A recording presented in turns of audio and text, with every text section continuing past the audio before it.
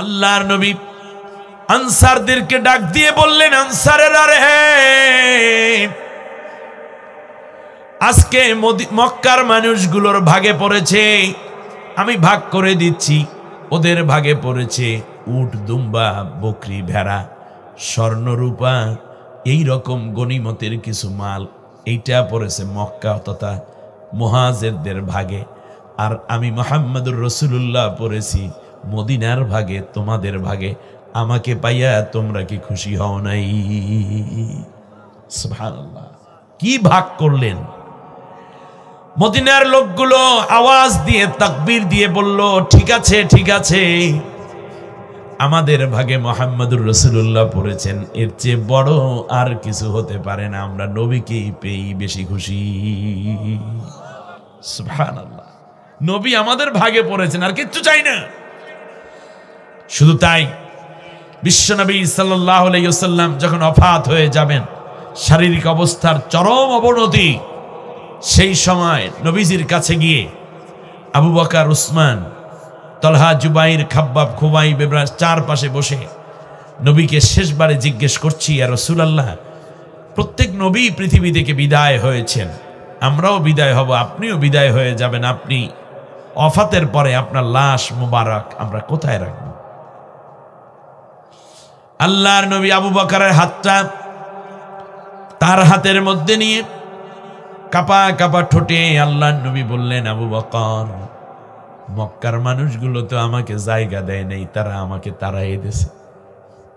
মদিনার মানুষগুলো তাদের বক্ষটা খুলে আমাকে মদিনায় জায়গা করে দিয়েছে। সুতরাং যারা আমাকে একটু জায়গা করে দিল, নিরাপত্তা দিল জীবনের বিনিময়, আমি মুহাম্মদুর রাসূলুল্লাহর ইজ্জত সম্মান রক্ষা করলো, কোরআনের জন্য যাদের জীবন দিল, কত আনসার শহীদ হয়েছে বিভিন্ন যুদ্ধে। অতএব আমি অনন্তকাল এই মদিনার ভাইদের মধ্যে থাকতে চাই। সুতরাং তোমরা আমাকে মক্কায় টানাটানি করবা না, আমি অনন্তকাল মদিনার দরদি ভাইদের মধ্যে থেকে যেতে চাই। তাহজিব সেন্টার ইউটিউব চ্যানেল, প্রতিদিন দেশের সেরা ইসলামিক স্কলারসদের বক্তব্য শুনুন। আমি আপনাদের উদ্দেশ্যে একটা ছোট্ট ঘটনা বলবো, দেখি এটা বোঝেন কিনা। হুনাইনের যুদ্ধ। কোন যুদ্ধ? হুনাইনের যুদ্ধ ইসলামের ইতিহাসে সবচেয়ে বেশি সম্পদ পাওয়ার একটা যুদ্ধ ছিল। কাফেরদেরকে পরাজিত করে গনিমতের মাল পেয়েছে প্রচুর, প্রায় 7 মণের উপরে পেয়েছিল স্বর্ণ কাফেরদের কাছ থেকে বিজয় লাভ করার পর। প্রায় 1 লাখের উপরে পেয়েছিল উট, দুম্বা, বকরি, ভেড়া, সুবহানাল্লাহ, ঘোড়া। কাফেররা এগুলো সব থুয়ে বলাইছে। এরপরে অন্যান্য উপঢৌকন যা আছে এগুলো পেয়েছে। রাসূল সাল্লাল্লাহু আলাইহি ওয়াসাল্লাম এই যুদ্ধে এক পর্যায়ে সাহাবীগণ পরাজিত হতে যাচ্ছিলেন, কারণ যখন তারা দেখলো 10,000-এর উপরে সৈন্যবাহিনী এখানে অংশগ্রহণ করেছে, যে হ্যাঁ আমরাই বিজয় লাভ করব, কারণ এত সংখ্যক সৈন্য তো আগে ইসলামে কোনো যুদ্ধে অংশগ্রহণ করে নাই। রাসূল সাল্লাল্লাহু আলাইহি ওয়াসাল্লামের সাহাবীদের মনের মধ্যে এর জন্য চিন্তা নিশ্চিত হয়ে গিয়েছিল যে আমরা বিজয় লাভ করবই করব। এক পর্যায়ে মুসলমানরা মহা বিপদের মধ্যে পড়ে গেল। বিজয় তো দূরের কথা, জান নিয়ে পালান মুশকিল।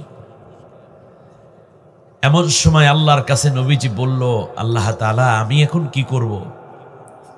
আল্লাহ রাব্বুল আলামিন বললেন, তুমি 1 মুষ্টি বালু হাতের মধ্যে উঠাও, এরপর কাফেরদের দিকে এটা মেরে দাও। আল্লাহ রাব্বুল আলামিনের কুদরত, নবীজি বালু মেরেছেন আর বালুগুলো কাফেরদের চোখে চোখে পৌঁছে দিয়েছেন আল্লাহ নিজে। আল্লাহ রাব্বুল আলামিন বলেন, ওমা রামাইতা ইয রামাইতা ওয়ালাকিন্নাল্লাহ রামা। নবী, তুমি বালু নিক্ষেপ করেছো, কিন্তু তুমি না, আমি আল্লাহ তাআলা নিক্ষেপের মাধ্যমে মূলত সবার চোখের মধ্যে ধুলা দিয়ে চোখ ডলতে ডলতে ওরা পিছে দৌড়াইছে আর পরাজয় বরণ করেছে। আমি আল্লাহ তোমাকে বিনা যুদ্ধে, বিনা রক্তপাতে এই হুনাইনে বিজয় দান করেছি। আল্লাহ তাআলা চাইলে সংক্ষেপেও বিজয় দিতে পারেন, কিন্তু আমাদের উপযুক্ততা অর্জন করতে হবে। আল্লাহ রাব্বুল আলামিন বলেন, ওয়ালা তাহিনু ওয়ালা তাহজানু ওয়া আনতুমুল আ'লাউনা ইন কুনতুম মুমিনিন। দুশ্চিন্তাগ্রস্ত হয়ো না, হতাশ হয়ো না, তোমরাই বিজয় লাভ করবে যদি মোমেন হতে পারো। শর্ত কয়টা? মোমেন হতে হবে। আমরা কি? জোরে বলেন না, আমরা কি? মুমিন। কিন্তু আমরা যদি ভালো মোমেন হতে পারি তাহলে বিজয় দিবেন কে? এই ওয়াদা আমার না আল্লাহর? আল্লাহ তাআলার। মোমেন মিথ্যা কথা বলে, মোমেন ঘুষ খায়, মোমেন সুদ খায়, মোমেন দুর্নীতি করে, মোমেন মেয়ে দেখলে মাথা ঠিক নেই, মোমেন অন্যের জমিন দখল করে, মোমেন অন্যকে জাল দলিল দেয়, মোমেন নিজের ভাইকে বোনকে ঠকাইয়া নিজে এখন টাকা পয়সা নিয়ে বসে তা দিচ্ছে, মোমেন ছেলেকে ঠকাইয়া মেয়েকে ঠকাইয়া ছেলেকে জমিন লিখে দিচ্ছে। এই মোমেন নাম মোমেন, কিন্তু দেখা যায় যে মদ দেখলেও মাথা ঠিক থাকে না, গাঁজা টানে, মদ খায়, ফেলসিডিল, কোকেন, তারি, মারজুয়ারা, পেতিডিন, ইয়াবা, গাঁজা, হিরোইন, এগুলো ছাড়া তার ঘুমায় না। এর নাম মোমেন। মোমেন নামাজ নাই, মোমেন বউ পর্দায় রাখে না, নিজেও নষ্ট, সন্তানগুলোও নষ্ট হয়ে গেছে। মোমেন এক ওয়াক্ত নামাজ জামাতে পড়ার চিন্তা করতে পারে না। কিসের মোমেন আপনি? মুমিন। অথচ সেই ইসলামের পক্ষে কথা বলে না, বরং যারা ইসলামের পক্ষে তাদেরকে সমানে পিটায়, মিথ্যা মামলা দিয়ে গড়চারা করে। আবু জেহেল আর আপনার মধ্যে পার্থক্য কিসের মোমেন আপনি? আসুন না আমরা খাঁটি মোমেন হই, আল্লাহর কোরআন অনুযায়ী চলবো, রসুলকে আদর্শ নেতা মানবো, এর বাইরে কাউকে নেতা মানি না, আল্লাহর আইন ছাড়া কোনো আইন মানি না। ঠিক না? সমস্ত দোষ থেকে আমরা বাঁচার চেষ্টা করি। বিজয় দিবেন কে? আল্লাহ তাআলা। মুসলমানদের বিজয় হয়ে গেল। হুনাইন থেকে রওনার পথে আনসার এবং মুহাজির, আপনারা জানেন আনসার হলো মদিনার লোকজন, আর মুহাজির হলো মক্কা থেকে যারা হিজরত করে মদিনায় এসেছে। দুই গ্রুপের মধ্যে অনেক বেশি স্বর্ণ, রৌপ্য এবং গনিমতের মাল দেখার ফলে তাদের মধ্যে একটু লোভ জাগছে, কতিপয়ের, সবার না। আনসারেরা বলা শুরু করল, মক্কা থেকে লোকেরা তোমাদেরকে তাড়িয়ে দিয়েছিল, ঘর ছিল না, বাড়ি ছিল না, জায়গা জমি তোমাদের ছিল না। সেই মুহূর্তে মহা বিপদের সময় তোমাকে আমরা সাহায্য দিয়েছিলাম তোমাদেরকে। সুতরাং আজকের যেই গনিমতের মাল আছে এইটা বেশি অংশ আমরাই পাবো, বেশি অংশ। অপরদিকে মক্কার লোকেরা বলল, তোমরা তো আনসার হয়েছো, আমরা আসছি বলে, আমরা যদি হিজরত করে না আসতাম তাহলে তোমাদের আনসার বলতো কারা? আল্লাহু আকবার। নবী আমাদের মক্কার মানুষ, আবু বকর, ওমর, উসমান, আলী, তালহা, জুবাইর, খাব্বাব, খুবাইব, বেলাল, আরাত, আব্দুর রহমান বিন আউফ সবাই বাড়ি মক্কায়। সুতরাং মক্কার মানুষগুলোই আজকে বেশি সম্পদ পাবে, আমাদের ভাগ বাটোয়ারাই জিতাই দিতে হবে। দুই দলের মধ্যে একটু মনের মধ্যে বেশি বেশি করে পাওয়ার আকাঙ্ক্ষা হয়ে গেল। আল্লাহর রসুলের কান পর্যন্তই 10,000 সাহাবীর উপর দিয়ে নবীর কান পর্যন্ত কথা পৌঁছে গেল। আল্লাহর নবী পুরো কাফেলাকে থামিয়ে দিলেন। থামিয়ে দিয়ে আল্লাহর নবী পাহাড়ের একটু উঁচু চূড়ার দিকে উঠলেন। আওয়াজ দিয়ে সাহাবীদেরকে বললেন, সাহাবীরা রে, তোমরা শোনো, মক্কার লোকেরা শোনো, মদিনার লোকেরা শোনো, আজকের যত গনিমতের মাল আছে আমি 2টা ভাগে ভাগ করে দেব, সমান সমান। এক ভাগে উট, দুম্বা, বকরি, ভেড়া আর সোনা রূপা, আর এক ভাগে আমি মুহাম্মদুর রাসূলুল্লাহ সাল্লাল্লাহু আলাইহি ওয়াসাল্লাম। সুবহানাল্লাহ। আল্লাহর নবী আনসারদেরকে ডাক দিয়ে বললেন, আনসারেরা রে, আজকে মক্কার মানুষগুলোর ভাগে পড়েছে, আমি ভাগ করে দিচ্ছি। ওদের ভাগে পড়েছে উট, দুম্বা, বকরি, ভেড়া, স্বর্ণ, রূপা, এই রকম গনিমতের কিছু মাল।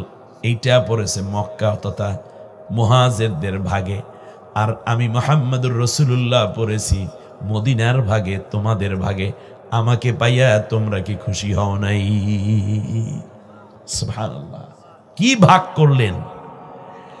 মদিনার লোকগুলো আওয়াজ দিয়ে তাকবীর দিয়ে বলল, ঠিক আছে ঠিক আছে, আমাদের ভাগে মুহাম্মদুর রাসূলুল্লাহ পড়েছেন, এর চেয়ে বড় আর কিছু হতে পারে না, আমরা নবীকেই পেয়ে বেশি খুশি। সুবহানাল্লাহ, নবী আমাদের ভাগে পড়েছেন, আর কিচ্ছু চাই না।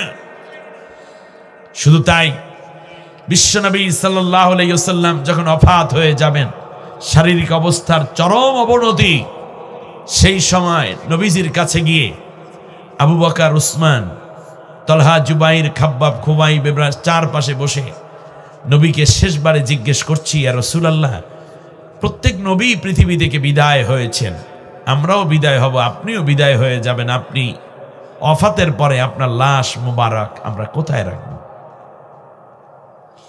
আল্লাহর নবী আবু বকরের হাতটা তার হাতের মধ্যে নিয়ে কাপা কাপা ঠোঁটে আল্লাহর নবী বললেন, আবু বকর, মক্কার মানুষগুলো তো আমাকে জায়গা দেয় নাই, তারা আমাকে তাড়াই দিয়েছে।